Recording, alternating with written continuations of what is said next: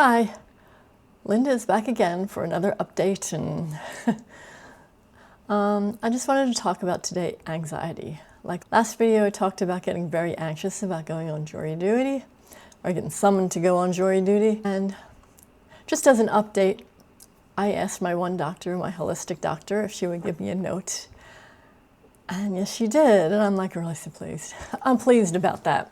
I was really worried. It's like, I know I couldn't have made it to jury duty. My anxiety would have kept me away for sure.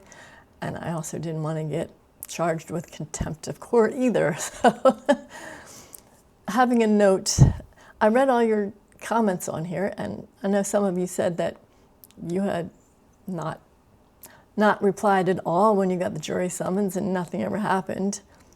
Which I mentioned in my last video that happened with my mom too. It didn't bother her. They didn't bother her, and some of you just said call or just write on there your anxiety. And it said you can do that, but you have a better chance of getting approved to be excused from jury duty if you have a doctor's note. So I figured let's make it for sure and include that doctor's note. Thankfully, I had a really nice doctor who said she understands and she'll write me a note. And she did. What worries me now is, like, when I was down in Philadelphia, I had a therapist that used to sign all my jury summons, and I used to get them every 6 months. They would drive me nuts. I mean, she'd sign one saying I had a mental illness or whatever, and she couldn't make it. But then 6 months later, I'd get another jury duty notice, and it would drive me absolutely nuts, and I'd have to give it to her again. I think it drove her nuts too. It's like, why can't... And if you have one excuse for a mental illness, why don't you get put on a do not call list or something, so you don't get called again? I don't understand why. I'm hoping that doesn't happen again here. And it's a smaller court system here in Columbia County. I do know that is much smaller than Philadelphia. Philadelphia, they're probably desperate for people to come into the court. I don't know. But anyway, I'm just like totally at rest now, knowing that I'm all right. I sent the note in. Anyway, it got me thinking, what else does anxiety stop me from doing? Maybe things that I want to do but just can't because I know it's going to cause all that. I know one of the most recent things was when I had that mammogram I had an MRI with a biopsy included because they saw something. Anyway, and that was horrible. I don't know if anybody's ever had an MRI on your breast, and it's like you have to lie down, face down, with your arms up above you like this, like Superman position, and it's like, it was horrible. I mean, that's a horrible MRI to begin with, but then you add the biopsy in with it, and it had me so nervous. And I had to reschedule that a full 3 times before I could actually get out the door and do it. And even then, I was scared to death. And that really bugged me because I wanted to get it done because I knew the sooner I get it done, the sooner I could stop thinking about it, Just rescheduling is not going to stop me from thinking about it because it's coming up again. I did not like that. And it's weird, when I actually had it done, it was like, when I was in that position for a while, it took about 30 minutes, I'd say. I was in and out as they were doing the biopsy and scans and all. And my shoulders started bothering me. And that really bugged me. But they were really nice about it, and every time I'd come out, the one nurse would massage my shoulder, which was really nice, but it was still bugging me. And then by the end of the thankfully it was at the very end, I went into a total panic attack. I all of a sudden couldn't breathe. I started seeing spots in front of my eyes. I got all sweaty. My sweat was pouring off my face. But thankfully it was the end, and they let me out, and I was like... But anyway, I didn't like that. I would have preferred to get that over with as quick as possible. Next time I have to go for an MRI, I might ask for a sedative or something, have somebody drive me and pick me up because I don't want to go through that again. Hopefully I won't ever have to. I mean, that was just something they found in my mammogram and ultrasound. So hopefully that's totally over. Anyway, other things, I mean, my anxiety does keep me out of big box stores and supermarkets. And thankfully there are ways around that because I can get delivery. I mean, I don't know why, I just go into these big stores and there's just so much stuff and so many aisles and it just overwhelms me. I don't know why. Especially supermarkets where they get crowded, you know, and you're walking down the aisles and you can't get through, and I do not like supermarkets at all. I mean, I will go into like smaller stores, like there's a small kind of health food store near me called Bloom Naturally. I have no problems going in there because it's really small. And I can I mean, they don't have everything I'd need on a shopping list, but they have essentials if I run out of something. And it's a good place to get, I like to get my eggs there because they have small family farm pastured eggs, which are better for you than anything in the supermarket. They're even cheaper. Anyway, yeah, I don't know what I'd do about that if I didn't have delivery, because I remember back in the old days, they didn't have delivery. Then I remember way back in like the 70s, 80s, it's like supermarkets were not quite as huge, you know, with so many things to choose from, and you know, most of it's crap anyway to me, especially now. I've gotten rid of the processed foods and because I don't want all those chemicals in my body. And that's what's on most of the shelves in the grocery store. It like stinks. But anyway, I'm glad I don't have to go that, but that is one thing that it keeps me from doing. And another thing anxiety keeps me from doing is traveling. I used to travel when I was younger. And it's kind of sad because I didn't have the money to travel then that I might have now if I wanted to. But it was like, I still did do some traveling. I was able to get on airplanes. My first time on an airplane, I went to London. I had hit the lottery, which is how I afforded that trip.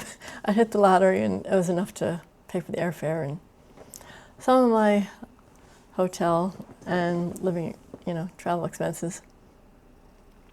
So that was good, and I went a few other places by airplane, and I had good experiences and bad experiences. I think the worst experience was when I got stuck down in Tampa due to storms, and there was no hotels left, so I wound up sleeping on the floor in the airport and stuff like that.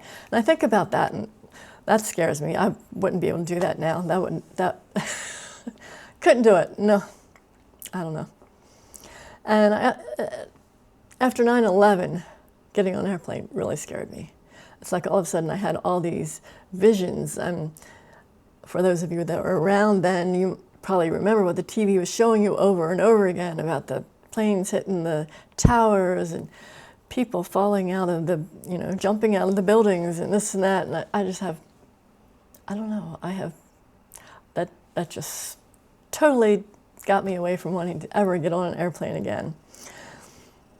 Makes me wish, though, when I was younger, I had the money and could have traveled more, because I would have loved to have seen a lot more of Europe in particular. Or gone to Alaska or something like that.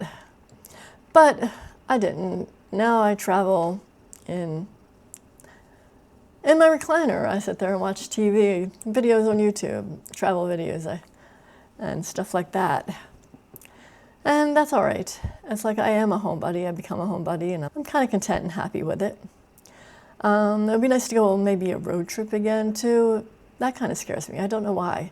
I don't think a road trip would scare me as much as it would bug me, because I don't know, I get in lots of pain if I sit too long. It's like every hour on the hour I have to get up and walk around and move and stretch. And so it's like to be on the road and have to do that I couldn't take anybody with me because nobody would put up with that. I don't even know if I'd want to put up with that.